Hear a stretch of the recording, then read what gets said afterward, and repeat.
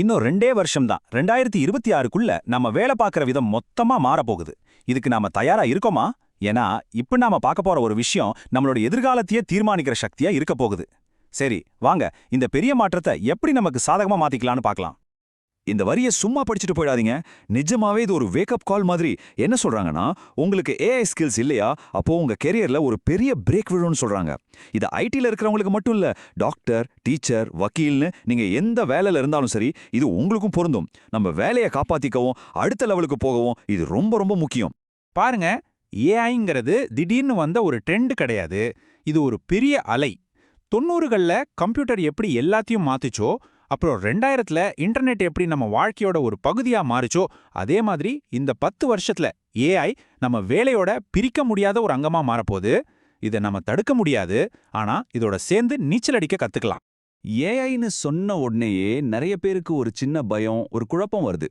ஐயோ, இது ஏதோ பெரிய டெக்னிக்கல் விஷயம், நமக்கு இது செட் ஆகாதுன்னு நினைக்கிறாங்க.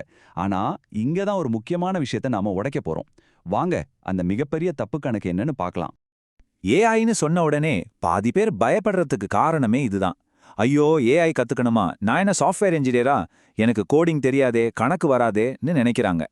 இங்கேதான் ஒரு பெரிய தப்பு இருக்கு. அது உண்மையே கிடையாது. ஏஐ கத்துக்க நீங்க ஒரு டெக் குருவா இருக்கணும்னு எந்த அவசியமுமே இல்ல. முதல்ல இந்த தப்பான எண்ணத்தை நம்ம மனசுல இருந்து தூக்கி போடணும். ஏஐ கத்துக்கிறதுல 2 வழி இருக்கு. ஒன்னு, ஏஐயை உருவாக்குற இன்ஜினியர்களுக்கான பாதை. அதுல தான் இந்த நியூரல் நெட்வொர்க்ஸ், பேக் ப்ராபகேஷன் ரொம்ப சிக்கலான விஷயங்கள்லாம் வரும். அது நமக்கு இப்போதைக்கு தேவையில்ல. இன்னொரு வழிதான் நமக்கானது, அதாவது ஏஐ எழுத்தறிவு. அது என்னன்னா, ஏஐ கிட்ட எப்படி சரியா கேள்வி கேட்டு வேலை வாங்குறது, அது கொடுக்குற பதில அப்படியே நம்பாம செக் பண்றது, அதோட லிமிடேஷன்ஸ் என்னன்னு புரிஞ்சுக்கிறது. இது எல்லாமே நம்மளோட ஆலோசனை சக்தி, டெக்னிக்கல் ஸ்கில் இல்ல. அப்போ ஏஐ எழுத்தறிவுனா என்ன? ரொம்ப சிம்பிள். ஏஐ கருவிகளை பயன்படுத்தி நம்ம வேலையை இன்னும் சூப்பரா வேகமா செய்யறதுதான். ஒரு நல்ல உதாரணம் சொல்லட்டா, நம்ம எல்லாரும் மைக்ரோசாஃப்ட் எக்ஸல் யூஸ் பண்றோம். ஆனா எக்ஸலை எப்படி கோட் பண்ணி உருவாக்குனாங்கன்னு நம்ம யாருக்காவது தெரியுமா? தெரியாது, தேவையும் இல்ல. அதே மாதிரி தான் ஏஐயும். அதை பயன்படுத்த தெரிஞ்சா போதும். சரி, ஏஐய ஒரு எதிரியா பார்க்கறத விட்டுட்டு அதை எப்படி நம்மளோட ஒரு சூப்பர் அசிஸ்டண்டா மாத்திக்கிறது? அதுக்கு நம்ம மனநிலைய கொஞ்சம் மாத்தணும். வாங்க அந்த புதிய மைண்ட் செட்டை இப்போ உருவாக்கலாம். இத மட்டும் நீங்க புரிஞ்சுக்கிட்டீங்கன்னா ஏஐ கூட வேலை பார்க்கறது ரொம்ப ஈஸி ஆகிடும். இதுதான் அந்த கோல்டன் ரூல். ஏஐய ஒரு எல்லாம் தெரிஞ்ச ஒரு ஜீனியஸா பார்க்காதீங்க. அதுக்கு பதிலா அது ஒரு புத்திசாலியான, பயங்கர வேகமா வேலை செய்யற, ஆனா அனுபவம் கம்மியான ஒரு ஜூனியர் அசிஸ்டன்ட் மாதிரி நினைச்சுக்கோங்க. அவர்கிட்ட நிறைய டேட்டா இருக்கும். ஆனா எப்போ, எதை, எப்படி கரெக்டா பயன்படுத்தணும்னு நீங்க தான் அவருக்கு வழிகாட்டணும், மேற்பார்வை பார்க்கணும். நம்மளோட இந்த புது ஜூனியர் அசிஸ்டன்ட் எதுல கெட்டிக்காரன்னு முதல்ல தெரிஞ்சுக்கலாம். ஒரு விஷயத்த சுருக்கமா எழுத, ஒரு இமெயில் டிராஃப்ட் பண்ண, புதுசா ஐடியாக்கள் கொடுக்க, இதுலெல்லாம் அவர் சூப்பர். ஆனா எது உண்மை எது பொய்ன்னு அவருக்கு பிரிச்சு பார்க்க தெரியாது, நல்லது கெட்டது சொல்ல தெரியாது. அவர் சொல்றதுக்கு அவர் பொறுப்பெடுத்துக்க மாட்டார். ஏன்னா ஏஐ உண்மையை தேடாது. ஏற்கனவே இருக்கிற கோடிக்கணக்கான தகவல்களை வச்சு அடுத்த பொருத்தமான வார்த்தை என்னவா இருக்கும்னு யூகிச்சு உருவாக்கும். அதனாலதான் சில சமயம் அது இல்லாத விஷயங்களை உண்மை மாதிரி சொல்லும். சுருக்கமா சொன்னா ஏஐ ஒரு பேட்டர்ன் ஜெனரேட்டர், ஒரு ட்ரூத் என்ஜின் இல்ல. இந்த வித்தியாசத்தை நாம எப்பவும் மனசுல வச்சுக்கணும்.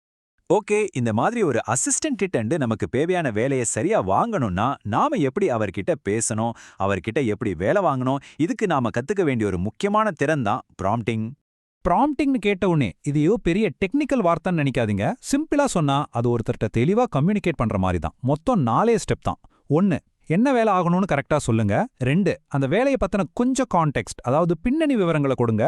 3, உங்களுக்கு ரிசல்ட் எப்படி வேணும், புல்லட் பாயிண்ட்ஸ்ல வேணுமா இல்ல ஒரு பேராகிராஃப வேணுமான்னு ஸ்பெசிஃபை பண்ணுங்க. 4வது, அது கொடுக்குற பதில வச்சு அதை இன்னும் கொஞ்சம் மெருகுபடுத்துற மாதிரி திரும்ப கேள்வி கேளுங்க. அவ்வளவுதான் விஷயம். இப்போ சில பொதுவான தப்பான நம்பிக்கைகளை பார்க்கலாம். நான் ஏஐ இன்ஜினியர் ஆகணும்னு நினைக்கிறது தப்புன்னு ஏற்கனவே பார்த்துட்டோம். அடுத்தது, ஏஐ என் வேலையை எடுத்துரும்னு பயப்படுறது, இதுவும் தப்பு. புது கருவிகள் வரும்போது நம்ம வேலை செய்யற விதம் மாறுமே தவிர நம்ம தேவையில்லாம போகாது. சொல்லப்போனா ஏஐய பயன்படுத்த தெரிஞ்சவங்களுக்கு தான் இனிமேல் வாய்ப்பு அதிகம். கடைசியா, ஒரே ஒரு ஆன்லைன் கோர்ஸ் படிச்சா நான் ஏஐ எக்ஸ்பர்ட் ஆயிடலான்னு நினைக்கிறது, இது நீச்சல் கத்துக்கிற மாதிரி. புத்தகத்தை படிச்சுட்டு நீச்சல் அடிக்க முடியாது, தண்ணியில இறங்கி பயிற்சி செஞ்சாதான் முடியும். இது அனுபவத்துல வர ஒரு திறன். சரி, இவ்ளோ நேரம் தியரி பார்த்தாச்சு. இனிமே நேரடியா செயல்ல இறங்கலாம். ஏஐ கத்துக்க ஆரம்பிக்கிறதுக்கு ஒரு பெரிய பிளான், நிறைய பணமெல்லாம் தேவையில்லை. ரொம்ப எளிமையான, யார் வேணும்னாலும் இன்னைக்கு ஆரம்பிக்கக்கூடிய ஒரு பிராக்டிக்கல் திட்டத்தை இப்ப பார்க்கலாம்.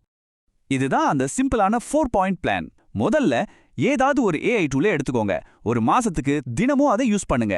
2வது, உங்களுக்கு நல்லா தெரிஞ்ச ஒரு சப்ஜெக்ட்ல அதை பயன்படுத்துங்க. அப்பதான் அது சொல்றது சரியா தப்பான்னு உங்களால ஈஸியா கண்டுபிடிக்க முடியும். 3வது, ப்ராம்ப்ட்களை மனப்பாடம் பண்ணாதீங்க. உங்க தேவைக்கு ஏத்த மாதிரி மாத்தி மாத்தி கேட்டு பழகுங்க. 4வது, ரொம்ப ரொம்ப முக்கியமானது, அது கொடுக்கிற எந்த பதிலையும் கண்ணை மூடிட்டு நம்பாதீங்க. எப்பவுமே கிராஸ் செக் பண்ற பழக்கத்தை முதல் நாள்ல இருந்தே வச்சுக்கோங்க. இந்த முழு பகுப்பாய்வோட முக்கியமான செய்தியே இதுதான். நம்மளோட நோக்கம் ஒரு ஏஐ எக்ஸ்பர்ட் ஆகிறது இல்ல, அதுக்கு பதிலா நம்மளோட சிந்தனைக்கு ஒரு துணையா, ஒரு கருவியா ஏஐயை எப்படி பயன்படுத்துறதுன்னு கத்துக்கிறது தான். நம்ம மூளையை இன்னும் சக்தி வாய்ந்ததா மாத்துறது தான் உண்மையான இலக்கு.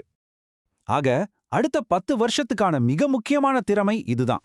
ஏஐ உங்களுக்காக சிந்திக்காது, ஆனா நீங்க ஏஐயை வைத்துக்கொண்டு எப்படி சிந்திக்கப் போகிறீர்கள்?